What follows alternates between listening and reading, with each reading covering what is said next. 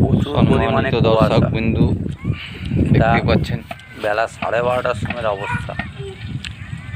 দীপুবাবু গাড়ি নিয়ে আসছে, আবার ঢুকে যাচ্ছে, খুব স্পিডে আসছে মাঠের মধ্যে দিয়ে। রাস্তা তো জঘন্য হাল। আর সামনেটা